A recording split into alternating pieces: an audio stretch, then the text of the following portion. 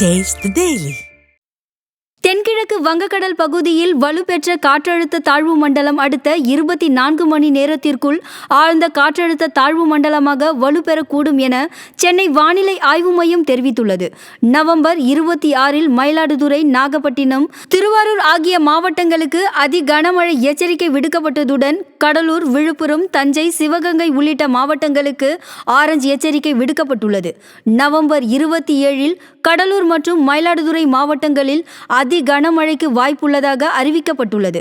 சென்னை மற்றும் புறநகர் பகுதியில் அடுத்த 48 மணி நேரத்திற்கு வானம் மேகமூட்டத்துடன் மிதமான மழைக்கு வாய்ப்புள்ளதாக தெரிவிக்கப்பட்டுள்ளது.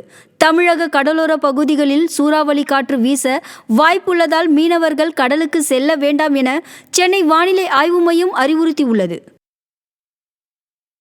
தென்கிழக்கு வங்கக்கடலில் நிலவும் காற்றழுத்த தாழ்வு மண்டலம் காரணமாக தமிழகத்தின் 9 துறைமுகங்களில் 1ஆம் எண் புயல் எச்சரிக்கை கூண்டு ஏற்றப்பட்டது.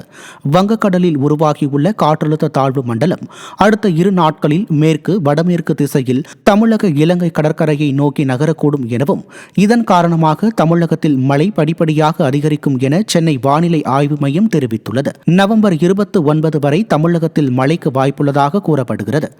இந்நிலையில் 9 துறைமுகங்களில் 1ஆம் எண் புயல் எச்சரிக்கை கூண்டு ஏற்றப்பட்டுள்ளது. பொய் வழக்கு பதிவு செய்ததாக கூறி திண்டுக்கல் மாவட்ட ஆட்சியர் அலுவலகத்தை முற்றுகையிட்டு போராட்டத்தில் ஈடுபட்ட வழக்கறிஞர்களுக்கும் காவல்துறையினருக்கும் இடையே தள்ளுமுள்ளு ஏற்பட்டது.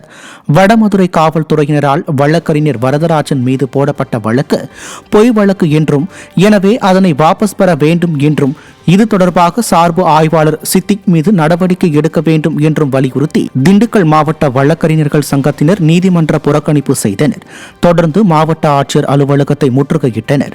அப்போது போலீசாருக்கும் வழக்கறிஞர்களுக்கும் இடையே வாக்குவாதம் ஏற்பட்டு தள்ளுமுள்ளு நடந்தது. இதையடுத்து வழக்கறிஞர்கள் தரையில் அமர்ந்து காவல்துறைக்கு எதிராக கோஷமிட்டு போராட்டத்தில் ஈடுபட்டனர்.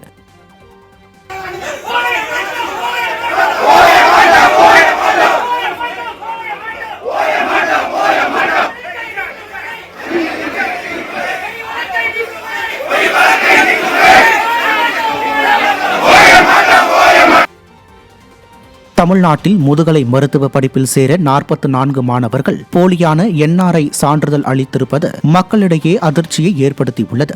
தமிழ்நாட்டில் MBBS மற்றும் BDS படிப்பில் சேர 4 சுற்று கலந்தாய்வு நடத்தப்பட்டது. இந்நிலையில் மருத்துவ மாணவர்களின் சான்றிதழ்களை சரிபார்த்த போது நடப்பாண்டில் வெளிநாடு வாழ் இந்தியர்களுக்கான இடஒதுக்கீட்டின் கீழ் விண்ணப்பித்திருந்த 6 பேரின் தூதரக சான்றிதழ்கள் போலியானவை என்பது கண்டறியப்பட்டது. இதையடுத்து போலியாக சான்றிதழ் அளித்த 6 மாணவர்கள் மீது குற்றவியல் நடவடிக்கை எடுப்பதற்கு சட்ட ஆலோசனை கேட்கப்பட்டுள்ளது. இதேபோல முதுகலை மருத்துவ படிப்பிற்கான மாணவர்கள் சேர்க்கை கலந்தாய்வு துவங்க உள்ள நிலையில் முதுகலை படிப்பில் சேர விண்ணப்பம் செய்த மருத்துவர்களில் 44 மாணவர்கள் போலியான NRI சான்றிதழ் அளித்ததும் தெரிய வந்துள்ளது. அதன் அடிப்படையில் இந்த மாணவர்கள் மீதும் காவல்துறையில் புகார் அளிக்க சட்ட ஆலோசனை பெறப்பட்டு குற்றவியல் நடவடிக்கை மேற்கொள்ளப்படும் என தெரிவிக்கப்பட்டுள்ளது.